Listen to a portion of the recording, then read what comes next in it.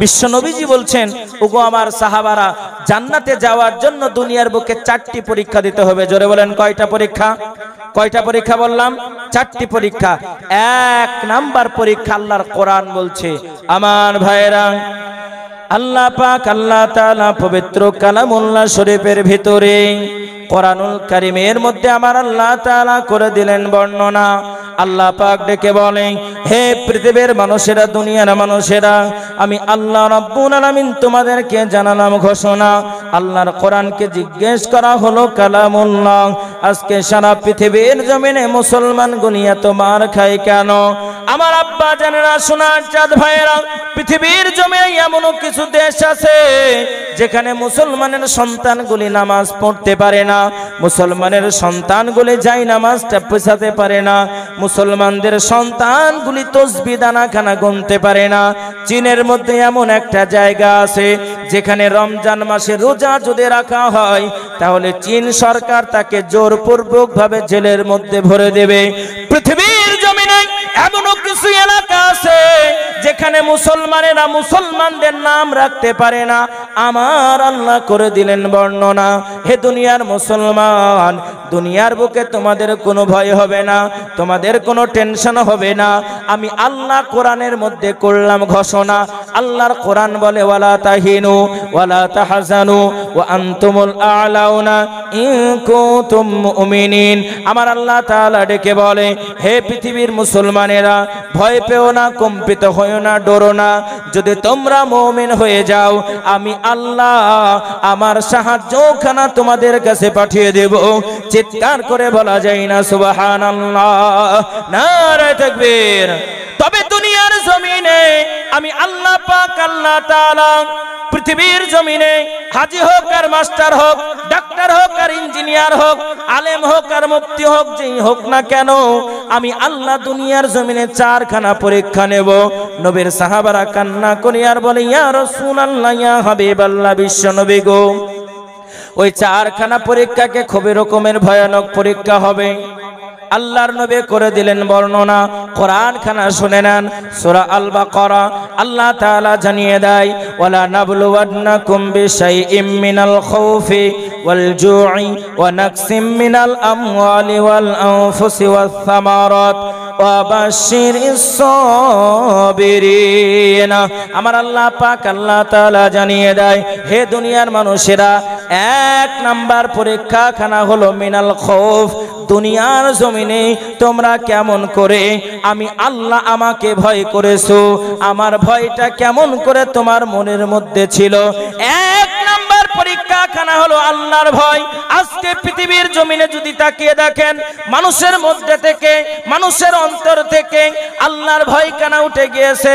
আজকে দুনিয়ার মানুষেরা আল্লাহকে ভয় করা বাদ দিয়ে দুনিয়ার মানুষেরা মানুষকে ভয় করতে শুরু করেছে। জোরে বলুন, কথা ঠিক বললাম না বেঠি? ঠিক বললাম না ভুল বললাম? আল্লাহর ভয় কি মনের মধ্যে আছে বাবা? এনআরসি হলো কি হলো না, করোনা একটা মহামারী আমাদের কাছে এসেছিল না? ইমাম সাহেব বলছে, তোদের হাতে ধরি, পায়ে ধরি, অন্য জায়গা হইলেও ধরি, মসজিদে তোরা আসিস না। আর এলাকার লোকে বললো, মরবো তো মসজিদেই মরবো, মসজিদ থেকে বের হবে না। ওরে বাবা রে, নিচতলা, উপরতলা, 3 তলা শুধু মুসল্লি। মনে মনে ভাবলাম, ভারত মনে হয় মুসলমানদের দখলে। জোরে বলুন, কথা ঠিক বললাম না ভুল বললাম? করোনা যখন চলে গেল, কিছু মেসেজ আমাদেরকে দিয়ে গেছিল।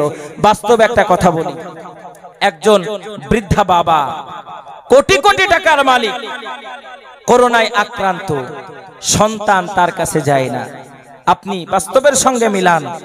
করোনায় আক্রান্ত আপনার বিবি 10 হাত দূর থেকে ঘরের মধ্যে খাবারটা ঠেলা দিয়ে মেরে দেয়। যদি করোনা হয়ে যায় তাহলে আমি শেষ হয়ে যাব। আমার ভাইয়েরা, আপনার সন্তান মাস্টার, ডাক্তার, ইঞ্জিনিয়ার আপনার কাছে যায় না। বাবার গায়ের ছোঁয়া আমার গায়ে লেগে যাবে, আমার করোনা হয়ে যাবে।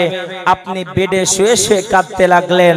আল্লাহ তাআলা জানিয়ে দেয়, যখন তোমার দুনিয়ার বুকে কেউ তোমার সঙ্গ দিল না, আব্বা সঙ্গ দিল না, মা সঙ্গ দিল না, ভাই সঙ্গ দিল না, হাসপাতালের বেডের মধ্যে শুয়ে শুয়ে কান্না করো। একবার যদি আল্লাহকে আল্লাহ বলে তুমি ডাকো রে বান্দা, আমি আল্লাহ তাআলা কোরআনের মধ্যে করেছে বর্ণনা, আমার বান্দা যদি একবার আমাকে আল্লাহ বলে ডাকে, আমার বান্দা যদি আমার দিকে হামাগুড়ি দিয়ে আসে, আমি আল্লাহ আমার বান্দার দিকে দৌড়ে দৌড়ে চলে যাই। জোরে বলা যায় না সুবহানাল্লাহ। সোনা মানিকেরা, তরুণ যুবক নওজওয়ানেরা, আল্লাহর ভয় কেমন করে মনের মধ্যে আনতে হবে। বিশ্বনবীর সাহাবারা রাদিয়াল্লাহু তাআলা আনহু দুইটা চোখের পানি ছেড়ে দিয়ে কান্না করে, এত কান্না করে, নবী আমার বলে সাহাবা কান্না করো না, কান্না করো না। সাহাবারা বলে হুজুর গো, কেমন করে আল্লাহর ভয় মনের মধ্যে আনতে হবে? আল্লাহর কোরআন জানিয়ে দেয়, ইয়া আইয়ুহাল্লাযীনা আমানু, হে আমার ঈমানদার বিশ্বাসী বান্দা বান্দিরা, হাক্কা তুকাতিহি, তোমরা ভয় করো, আমি আল্লাহ আমাকে ভয় করার মতো ভয় করো। ওয়ালা তামুতুন্না, এ বান্দা অতক্ষণ পর্যন্ত মৃত্যুবরণ করো না, অতক্ষণ পর্যন্ত তোমরা মরো না, ইল্লা ওয়া আনতুম মুসলিমুন, যতক্ষণ না পর্যন্ত তোমরা আত্মসমর্পণকারী মুসলমান না হতে পারবে। আল্লাহর কোরআন জানিয়ে দেয় আত্মসমর্পণকারী মুসলমান কাকে বলে। কোরআনুল কারীমের ভিতরে আমার আল্লাহ তাআলা করে বর্ণনা, ইন্নাল মুসলিমিনা ওয়াল মুসলিমাত, আত্মসমর্পণকারী পুরুষ যারা হবে, আত্মসমর্পণকারী নারী যারা হবে। সাহাবারা কান্না করে আর বলে হুজুর জান দিলাম, মান দিলাম, প্রয়োজন জীবন দিলাম, ইয়া রাসূলুল্লাহ, ইয়া হাবিবাল্লাহ, আমরা কি আপনার কাছে আত্মসমর্পণ করতে পারি নাই? বিশ্ব নবী আমার দুইটা চোখের পানি কানা ছেড়ে দিয়ে যেন কান্না করতে শুরু করে। নবীর সাহাবারা বলে হুজুর গো, সব কিছু সহ্য করতে পারি, কিন্তু নবী আপনার চোখের পানি কেনা তো সহ্য করতে পারি না। আল্লাহর নবী করে দিলেন বর্ণনা, ওগো আমার সাহাবারা তোমরা শুনে নাও, আত্মসমর্পণকারী মুসলমান কাকে বলা হয়? যারা আল্লাহর জন্য লড়ে, আল্লাহর জন্য মরে, নিজের জীবনখানাকে যারা আল্লাহর জন্য উৎসর্গ করে। জোরে বলা যায় না সুবহানাল্লাহ, নারে তাকবীর। যারা আল্লাহর জন্য লড়ে, আল্লাহর জন্য মরে এবং আল্লাহর জন্যই নিজের জীবনকে উৎসর্গ করে পৃথিবীর জমিনে, এরাই হলো আত্মসমর্পণকারী মুসলমান। আমার ভাইয়েরা, আর আমি আপনি কেমন মুসলমান? আমার আপনার নীতিখানা কেমন? আমি আপনি কেমন ভাবে চলি? দাড়িয়ে সাটা গোপে আঠা, গ্যাজাই মারে দম, নামাজ নাই, রোজা নাই, ইফতার খাওয়ার জম। ঠিক বললাম না বে? ঠিক। দাড়িয়ে সাটা গোপে আঠা, গ্যাজাই মারে দম, নামাজ নাই, রোজা নাই, ইফতার খাওয়ার জম, নাই ফজরে, নাই জোহরে, নাই কো আসরে, মাগরিব হলে এরাই বসে প্রথম কাতারে, প্রথম কাতারে। রোজার মাস আসবে দেখবেন, জীবনে নাই, ফজরে নাই, ওই ইফতার ও সেহরি খেয়ে ঘুমিয়েছে, জোহরে নাই, আসরে নাই, ইফতারের সময় মাল হাজির। আর দাঁতন এত বড় দাঁতন নেবে, মনে হয় এলাকার রোজা ওই একাই করছে। আমি ঠিক বললাম না ভুল বললাম? এই হলো আজ যাদের নীতি। কবি কি বলছে? এই হলো আজ যাদের নীতি, এরাই হলো বিচারপতি। এখন কি করুম, এখন কি করুম, দাড়িয়ে সাটা গোপে আঠা, গ্যাজাই মারে দম, নামাজ নাই, রোজা নাই, ইফতার খাওয়ার জম। সোনা চাঁদ ভাইয়ের আমার আব্বা জানেরা, আমি মুখলেসুর রহমান আপনাদেরকে জানিয়ে দিতে চাই, আল্লাহ তাআলা বললেন আত্মসমর্পণকারী মুসলমান যারা হবে, আমি আল্লাহ তাআলা ওয়াদা করলাম তাদের জন্য জান্নাত খানা দিয়ে দেব। এইবারে বাস্তবের সঙ্গে যদি আপনি মিলিয়ে দেখেন, জীবনটার সঙ্গে যদি বাস্তবটাকে আপনি মেলান, আজকে দুনিয়ার জমিনে মুসলমান চলতে গেলে কতই না বাধা, নামাজীদের জন্য কতই না বাধা সৃষ্টি হয়। ফজরের সময় যখন নামাজের জন্য ডাকা হয়, বলো ভাই চলো নামাজ পড়তে যাবে, এলাকার কিছু মানুষ আছে তারা বলে আর কি কাউকে দেখতে পাও না, নামাজের জন্য আমার কাছে কেন এসেছো? যখন আমার সময় হবে ঠিক আমি তখন নামাজ পড়বো। বলে কি বলে না? বলে এখন আমার সময় হয়নি, মরলে তোর সময় হবে। আহা, তুই যখন মারা যাবি তোর নামাজ এলাকার মানুষে পড়বে, এই নামাজটার নাম হচ্ছে জানাজার নামাজ। আমার ভাইয়েরা, আপনাদেরকে কি বলবো, বর্তমান সময় এত ফাসাদের সময়, এত ফিতনার সময়, যেটা বলতে যাবে সেটাই সমস্যা, এর আগাগোড়া কিছু নাই। ওয়াজ যে কোন দিক দিয়ে শুরু করা যাবে, অবস্থাটা ঠিক এই রকম। একজন রোগী ডাক্তারের কাছে বলছে, বলে কি হলো? বলছে আমার পেটে লাগা। বলে পেটে লাগার ওষুধ দিয়েছে। বলে আর কি? বলে পাতলা পায়খানা। বলে তারও ওষুধ দিয়েছে। বলে আর কি? বলে জ্বর। আর কি হয়েছে? বলে গোটা গায়ে চুলখানি।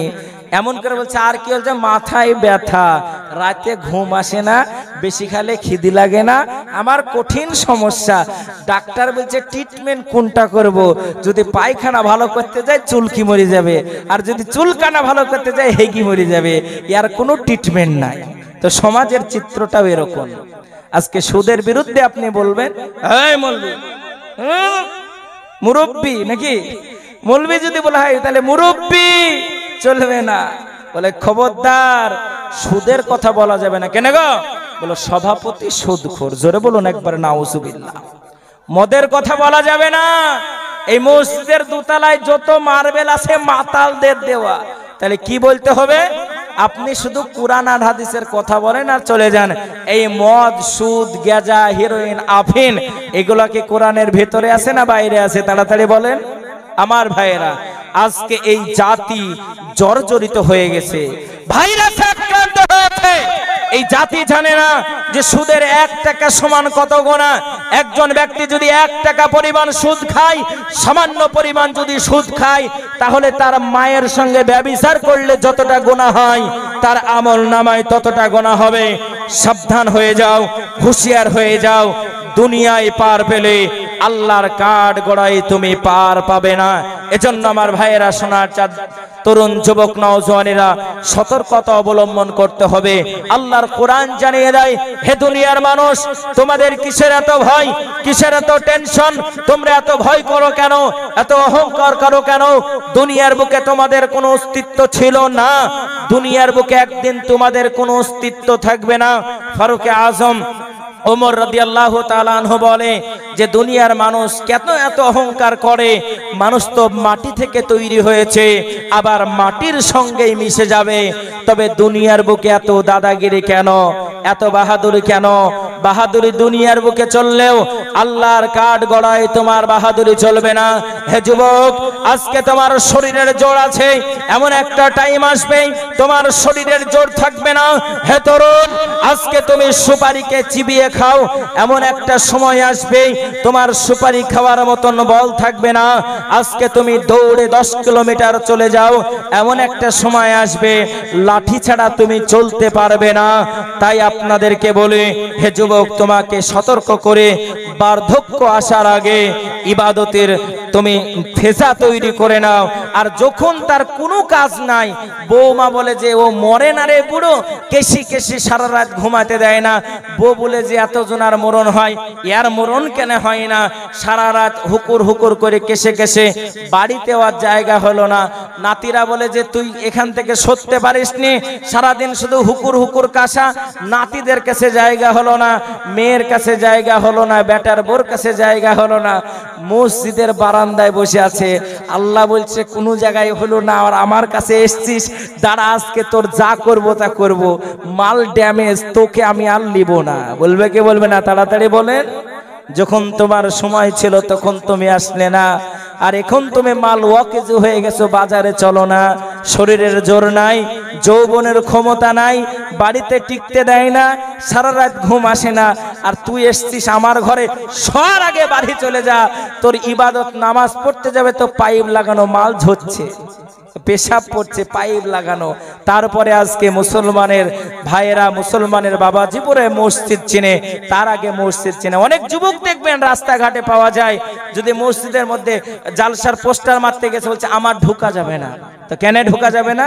বলে আমি পেশাব করে পানি লইনি। একে মুসলমানের সন্তান, এদের ঘরে কি মুসলমানদের রক্ত আছে? এটাকে দেখলে তো লজ্জা লাগে। আজকে একজন অমুসলিম হয়ে বালক ব্রহ্মচারীর জীবনটাকে ফলো করুন। সে জীবনে বিনা পানিতে পেশাব করেনি, একজন অমুসলিম হয়ে পানি নিয়েছে। আর তুমি মুসলমানের সন্তান, বলে মসজিদে আমার ঢুকতে ভয় লাগে, আর চায়ের দোকানে বলে বসে বসে ইমাম আর মুয়াজ্জিন তোরা দুজনায় চালা, এখন আজান হলো আসরের আজান, আমাদের যাওয়ার টাইম নাই, চাল দিলাম, ভাত দিলাম, কাপড় দিলাম, যা লাগবে তাই দেব, রমজান মাসে তারাবির পয়সা দেব, এখন তোমরা দুজনা চালিয়ে যাও, আমরা মসজিদে যেতে পারবো না। আল্লাহ বলছে একবার মরে দেখো, মরার পরে তুমি কবরে চলে যাবে, কবরের যে বাঁশটা টাঙ্গানো থাকবে ওই বাঁশ বিনা কারণে ফেরেশতাদেরকে বলবো যত পেশার আছে মেরে দে, ওর পেছন থেকে মাথা অবধি বের করে দে। ঠিক বললাম না ভুল বললাম? আজকের যুবকরা বুঝে না, সোনার চাঁদ ভাইয়েরা। তবে এক নাম্বার ভয়, আল্লাহর ভয় যদি মনের মধ্যে থাকে সবকিছু সহজ হয়ে যাবে। আর আল্লাহর ভয় যদি আপনার মন থেকে হারিয়ে যায়, আপনি গুনাহ করবেন তো গুনাহ মনে হবে না। হাদিসের মধ্যে আছে লাউলা তাস্তাগফিরুনা ৭০ মাররা, মানুষের মধ্যে থেকে এমন একটা সময় আসবে মানুষ তওবা করবে, ৭০ বার তওবা করবে, ওয়ালা ইয়াগফিরুল্লাহু যুনুবা, আল্লাহ তাআলা বলছেন ৭০ বার তওবা করার পরে বিশ্বনবীজি বলছেন তার তওবাকে কবুল করা হবে না। আমার ভাইয়েরা, এজন্য আপনাদেরকে যেটা বলতে যাচ্ছিলাম যে ভয় যদি আল্লাহর থাকে, দুনিয়ার যে কোনো কাজ করার আগে আপনার মনের মধ্যে একটা বাধা আসবে যে না, এটা যেটা আমি করছি এটা পৃথিবীর কেউ দেখে না, আল্লাহ তাআলা নিশ্চয়ই দেখতে পাচ্ছেন।